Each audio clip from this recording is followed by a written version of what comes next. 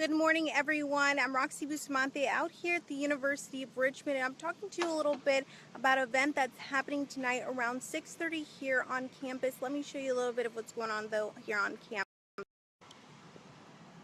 Students just walking through, getting ready for class, but what's going to be happening here later on today is an annual event that's held here on campus aimed to help end relationship and sexual violence.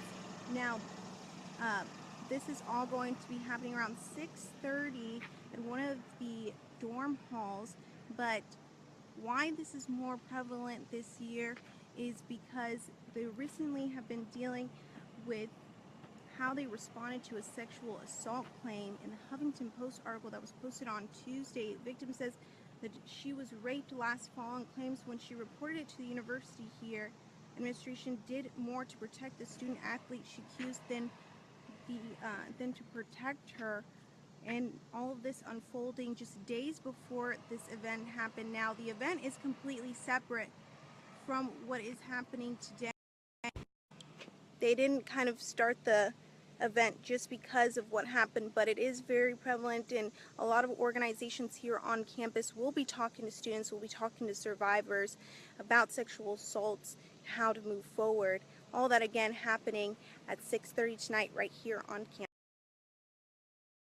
Hello everyone, hope you're having a great Saturday evening. Just checking in here as Tim and I get ready for 8 News at 6. No, you're not having deja vu. He and I are both pulling double duty today. We were in for the morning show and now we're getting ready for our 6 o'clock newscast. Wanted to update you on what we're working on here. We're following some breaking news out of Hanover County where a child was found floating in a hotel pool by King's Dominion there. We have the latest from police about that. Also, Nicole Williams has been working on a story out of Henrico. She's going to tell you what Henrico County is doing to make sure everyone in our area is up to speed when it comes to the Zika virus. Also, lots of back to school events today.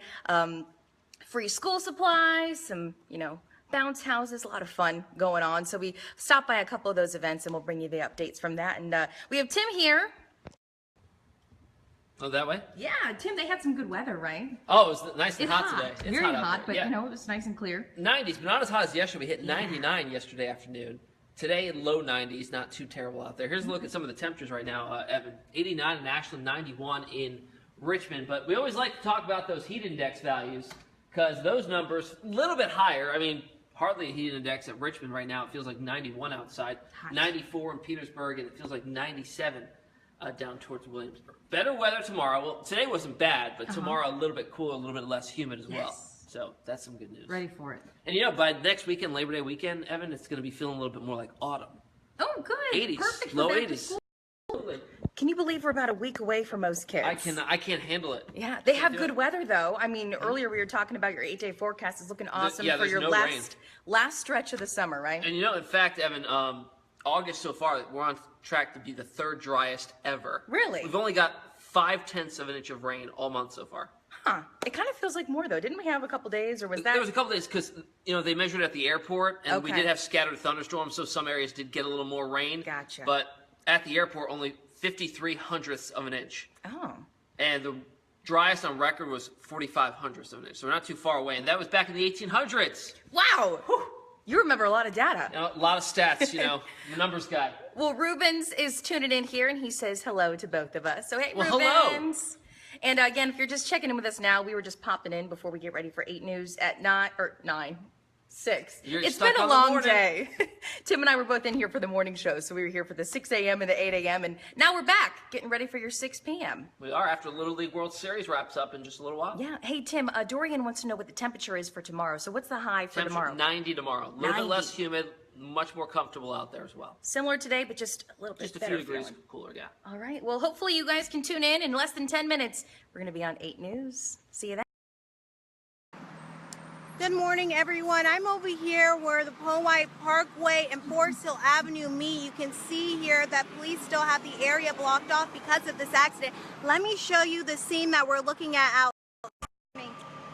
Take a look. You can see that Dominion power crews out here trying to fix that power pole that was struck when the accident happened earlier this morning. I was speaking to a woman who lives actually in the neighborhood where Glendon Lane is and Forest Hill Avenue meet right there. She says they've been without power since about 2 this morning. Now you can see Dominion Power crews actively trying to get these wires to make sure that they're safe enough to work on this morning. You can see here that down power pole and the lines lying there in the middle of the street. Now that is right at the intersection of Glendon Lane and Forest Hill Avenue. So you'll definitely want to avoid this area. As you can see, it's still very, very active right now. We're being told Dominion Power crews are trying to get the power restored for customers here by at least noon. Now they still need to have Comcast and Verizon crews to get out here because some of their cables along with this pole are damaged, so they'll be out here shortly. And again, we still have Richmond police out here blocking it between Powhite Parkway all the way to Parkwood Road. So if you live in this neighborhood, you probably do not have power right now, so you'll want to avoid the area and try to get out through neighborhood avenues and other ways and alternate routes.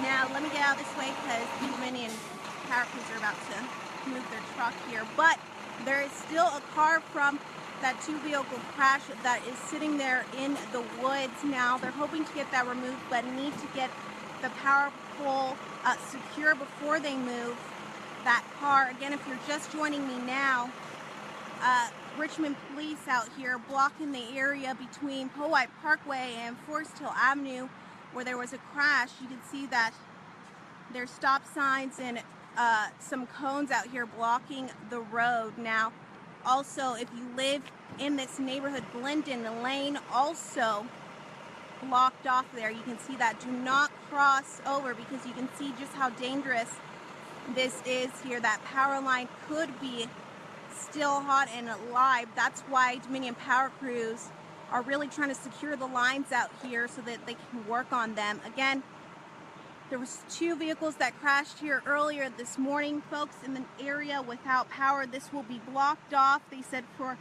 several hours, hoping to have the power restored by noon. Avoid the area if possible and take alternate routes. Of course, we'll have all the updates both here on 8 News and our website, WRIC.com.